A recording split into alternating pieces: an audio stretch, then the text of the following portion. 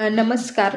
महाज्योती या संस्थेमार्फत दरवर्षी वेगवेगळ्या योजना राबवल्या जातात. मग MPSCसाठी फ्री कोचिंग असो किंवा UPSCसाठी दिल्लीसाठी कोचिंग क्लासेसची योजना असो, वेगवेगळ्या योजना ज्या आहेत त्या दरवर्षी राबवल्या जातात.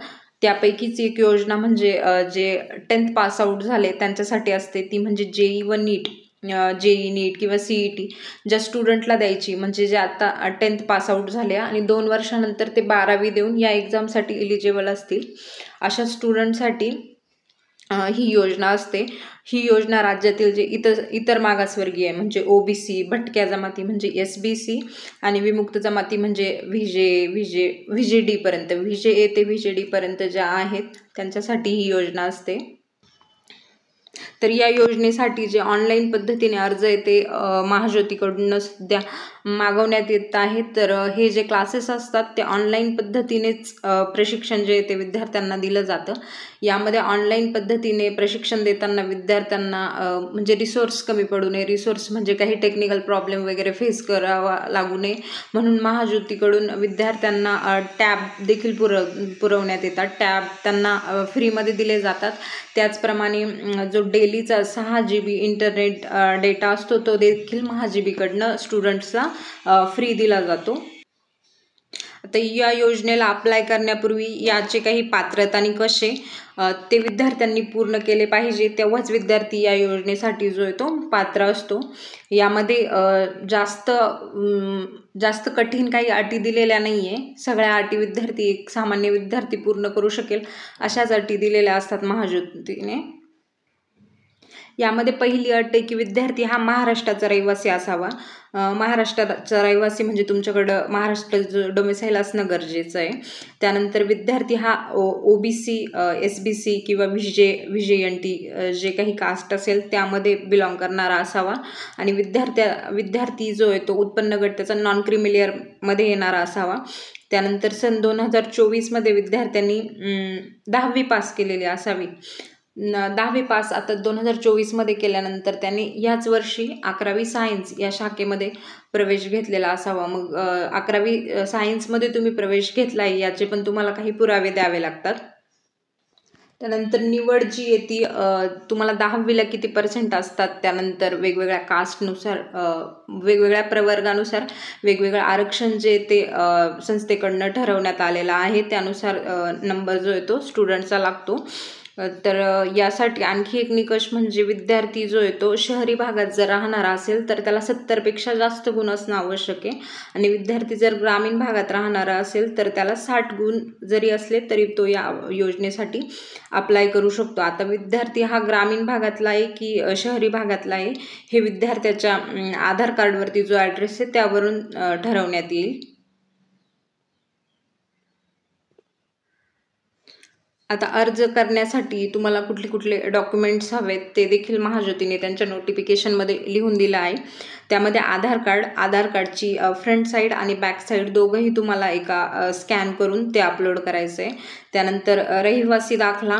आता रहिवासी दाखला म्हणजे जो आपला गावात भेटतो तो रहिवासी दाखला नाही, डोमिसाईल सर्टिफिकेट म्हणजे आपण महाराष्ट्राचे रहिवासी आहे हा रहिवासी दाखला तुम्हाला द्यायचा आहे. त्याच्यानंतर जातीचं प्रमाणपत्र, त्यानंतर नॉन क्रिमिलियर सर्टिफिकेट द्यायचं आहे. त्याच्यानंतर 10वीची जी तुमची गुणपत्रिका आहे ती, तुम्ही 11वीमध्ये कुठल्या तरी कॉलेजमध्ये प्रवेश घेतला आहे याचं तुम्हाला बोनाफाईड सर्टिफिकेट जमा करायचं आहे. त्यानंतर जर तुम्ही दिव्यांग असल्यास तो दाखला. आता इथे दिव्यांगामध्ये काही मेन्शन नाही केलं आहे, पण बाकीच्या ज्या योजना असतात त्यामध्ये 40% जर जास्त अपंगत्व असेल तर तेच लोक यासाठी कन्सिडर केले जातात. त्यानंतर अनाथ असल्याचा दाखला. आता अनाथमध्ये पण इथे काही मेन्शन नाही केलं आहे. बाकीच्या ठिकाणी अनाथचा जो दाखला आहे तो महिला व बालविकास विभागाकडून निर्गमित झालेला असावा असं म्हटलं आहे, पण इथे दोन्ही ठिकाणी दिव्यांग किंवा अनाथ इथे असं काही म्हटलेलं नाही आहे, तर ते थोडंसं बघून घ्या स्टुडंट्सनी.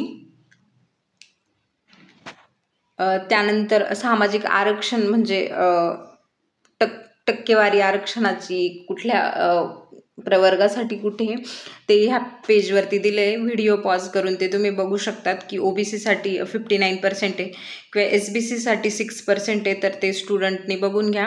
आणि यामध्ये आरक्षण महिलांसाठी देखील 30% आरक्षण जे ते आरक्षित ठेवण्यात आलं आहे. त्यानंतर दिव्यांगांकरता 4% आणि अनाथांसाठी 1% जागा ज्या आहेत त्या आरक्षित राहतील. त्यानंतर विद्यार्थी शहरी किंवा ग्रामीण विद्यार्थ्यांची निवड करताना त्यांची निवडीची जी काही संख्या असेल किंवा त्यांच्याबद्दल जेही काही निर्णय असतील ते जे ते संचालक मंडळाच्या बैठकीत म्हणजे ते जसं ठरवतील, अंतिम निर्णय जे असतात ते त्यांचे असतील. त्यानंतर की अर्ज कसा करायचा, महाज्योतीनी ही इथे वेबसाईट दिलेली आहे महाज्योतीची. या वेबसाईटवरती जाऊन तुम्ही अर्ज जो आहे तो भरू शकतात. लास्ट डेट जी आहे ती 10 तारीख आहे या फॉर्मची.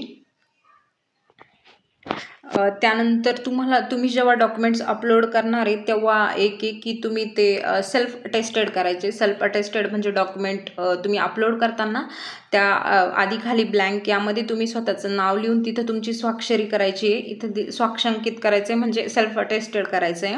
त्यानंतर तुम्हाला ते तिथं अपलोड करायचं आहे.